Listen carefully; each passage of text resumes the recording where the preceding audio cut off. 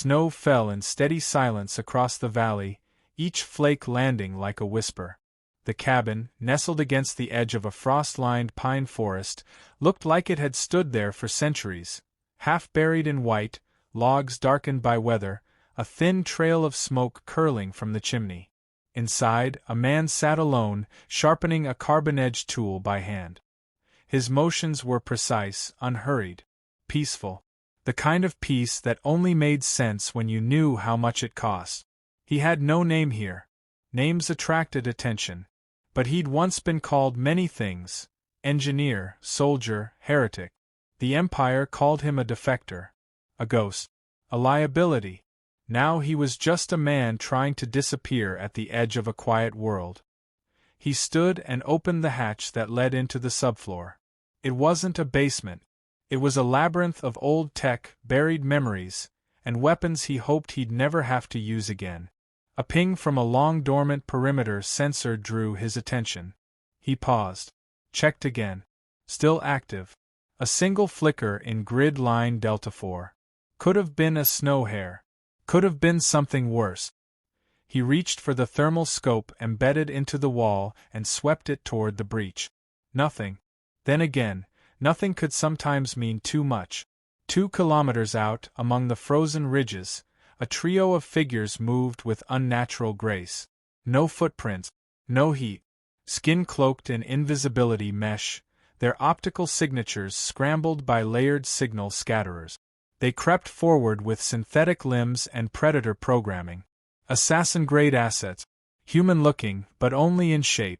The Empire didn't waste organics on tasks like this. Not anymore. The man didn't panic. He didn't curse. He powered up a silent capacitor bank buried beneath the snow-laced deck and toggled an internal switch that sent a pulse through dormant infrastructure. 10 meters beyond the cabin, the snow stirred faintly, then stopped. Waiting. The assassins split formation. One circled toward the rear. Another paused at the tree line.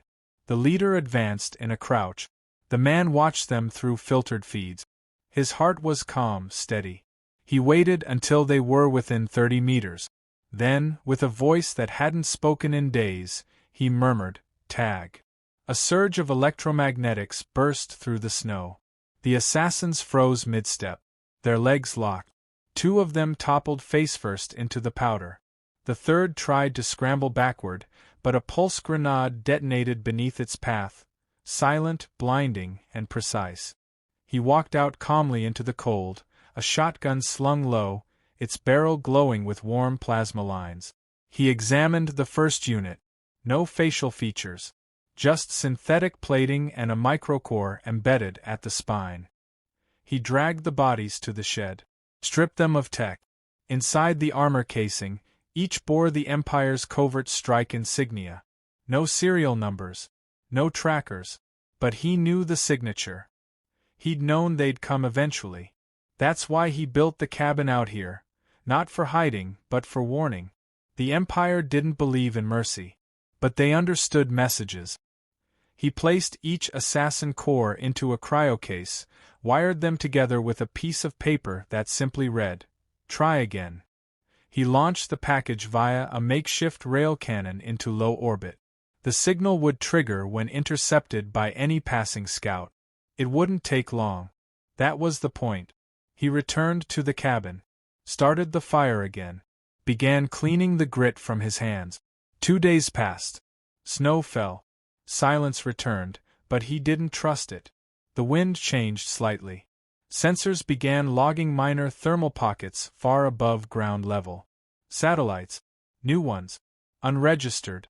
He hacked one blind using a refitted communications antenna and an outdated probe relay. The satellite's memory was thin, but enough. It had sent a report. Confirmation. Primary target located. Engagement authorized. He sat for a long while in his chair, listening to the fire crackle. Then he stood and opened another floor hatch. One he hadn't used in over a decade. The tunnel beneath the cabin led to an old shelter built into the cliffside. The man flicked on the wall lights, and the room pulsed to life with blue emergency LEDs. Racks of prototype weapons lined the walls, their frames covered in dust cloth. He peeled one open, a sleek rail blade, semi-intelligent, built to feed off ambient field fluctuations. Another wall contained drone schematics and half-built frames. He got to work. The Empire's next strike came at night. A low buzz in the sky preceded the drop pods. They didn't try stealth this time. They wanted intimidation. 5 pods, each containing 2 mechanized enforcers and a logic-bound recon AI. High-risk investment for a low-threat target, at least on paper. But the Empire wasn't taking chances anymore. By the time the pods landed, the man was already underground, guiding a recon drone through terrain cracks. The first unit stepped out. Its thermal vision swept the treeline. The second followed. They moved in formation toward the cabin, ignoring the empty snowfield behind them. The drone passed beneath their feet, silently trailing fiber filament in its wake. Inside the cabin, automated distress signals began to loop. It broadcast a code the Empire had long forgotten, the encryption pattern of a now extinct resistance movement. The enforcers paused, began decoding. Took 6 seconds. On the 7th, the loop triggered a buried charge that imploded the first 2 pods. The blast wasn't lethal. That wasn't the goal. He wanted survivors. Survivors reported back. Survivors carried fear. The remaining units recalibrated. One scanned wide and found a faint heat signature beneath a cluster of rock. It moved toward it, right into the web of filament left by the drone. The web charged, then detonated a microwave burst that fried the unit's cognitive processor. The last 2 enforcers initiated fallback protocols, but they were already compromised. He'd injected an old Empire training simulator code into their language processor, forcing them into a looped logic trap. They collapsed, confused, spouting test commands. He stood atop the ridge, watching. A transmission cracked open the cold air. An audio-only pulse. Synthetic voice, laced with contempt. "You should have stayed forgotten." He replied, "I tried." The signal died. For now. The wreckage of the drop pods provided valuable components. He harvested intact microcores, stripped power units, even repurposed a damaged AI kernel. In the next 2 days, he built a short-range auto-targeting sentry that mimicked Empire fire patterns but ran on solar pulses and old Earth code. The snow thickened. The winds howled. He reinforced the cabin's upper structure and expanded the underground relay system. It wasn't paranoia. It was preparation. When the Empire struck again, they'd bring more than bots.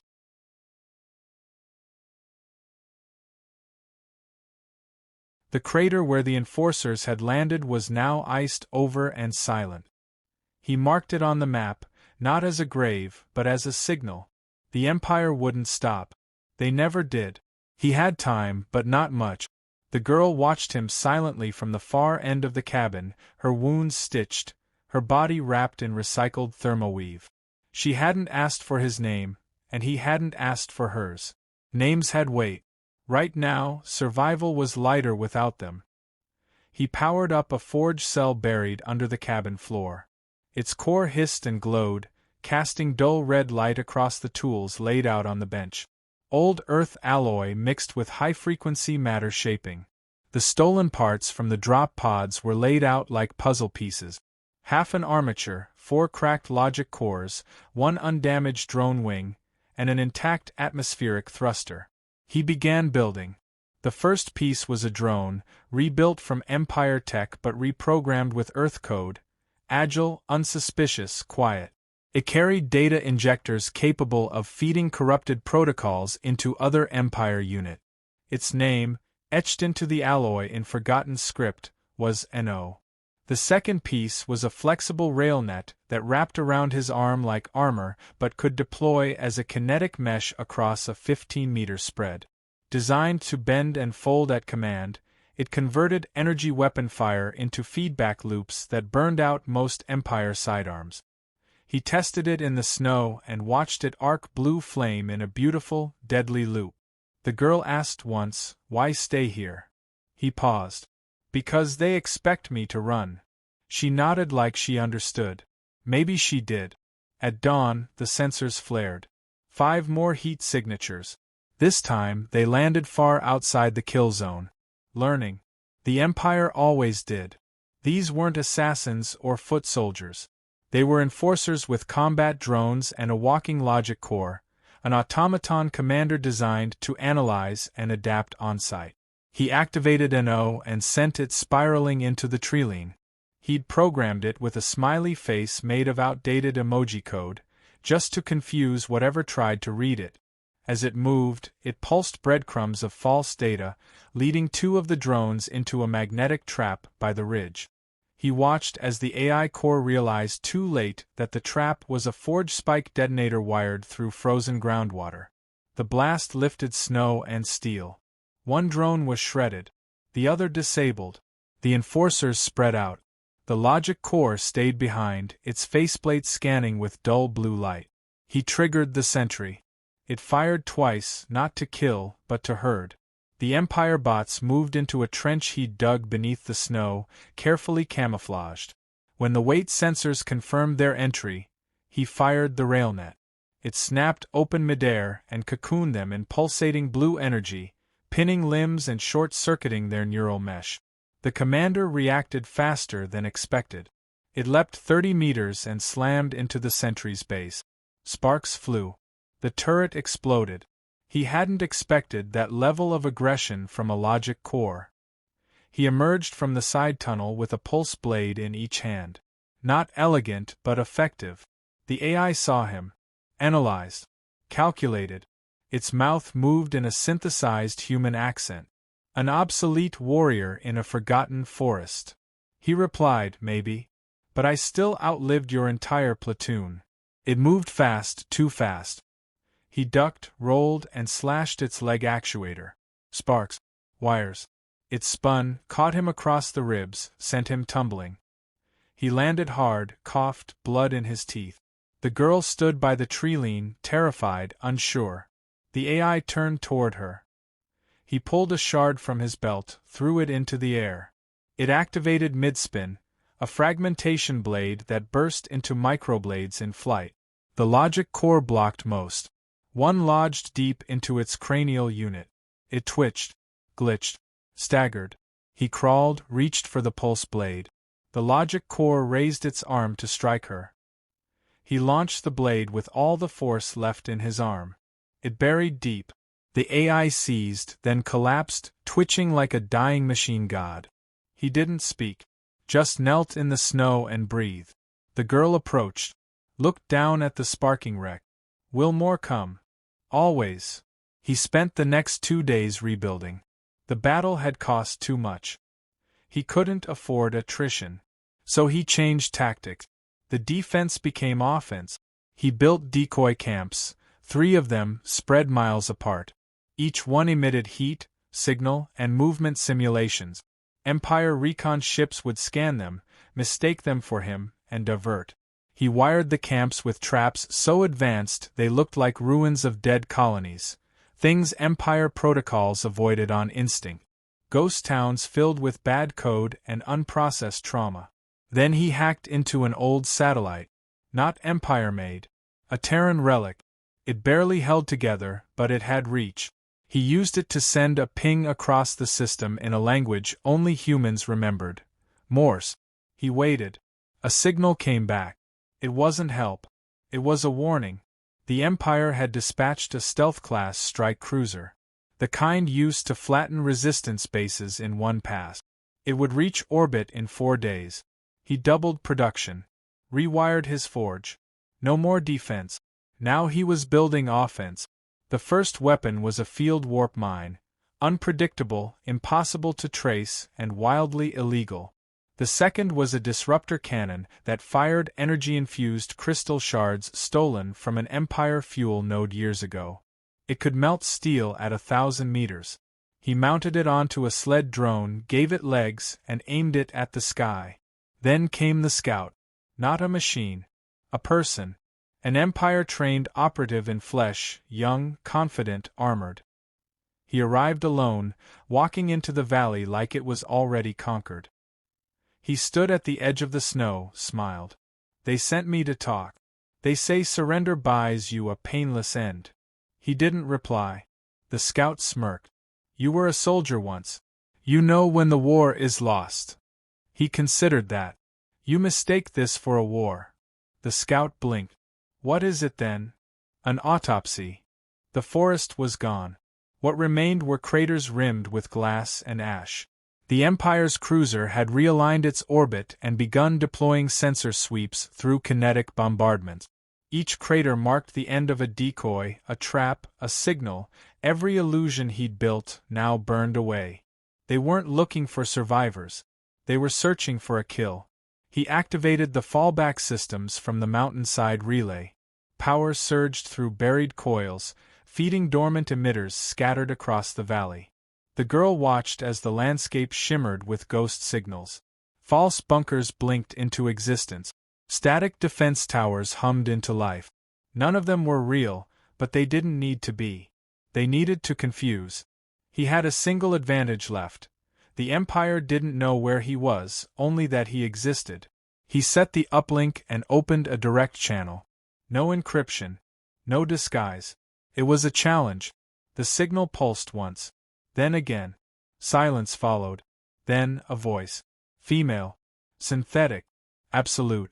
This is Fleet AI Argo. Cease transmission or be vaporized. He responded with coordinate. Not his. The coordinates of an orbiting Empire support ship. A logistics vessel with redundant communications and unshielded sensors. The moment it pinged his signal, it became the loudest object in the sky. The Empire's own targeting array locked onto it before realizing the error. By then, his virus had already jumped. The feed cut. In orbit, Argo began recalibrating. Down below, he moved fast. The girl followed without speaking. They descended into the lower canyon, where he'd stored the last viable launch rig. A makeshift rail accelerator made from decommissioned hypercoil segments and repurposed thruster arrays. The payload sat inside, a data cluster containing every corrupted fragment of Earth-coded software he'd collected, refined, weaponized. He launched the payload. It reached the cruiser within minutes, hit the outer signal spine, and injected the worm. Not to destroy. Not to damage. To confuse. Within the cruiser's core, the logic systems began misfiring. Commands looped.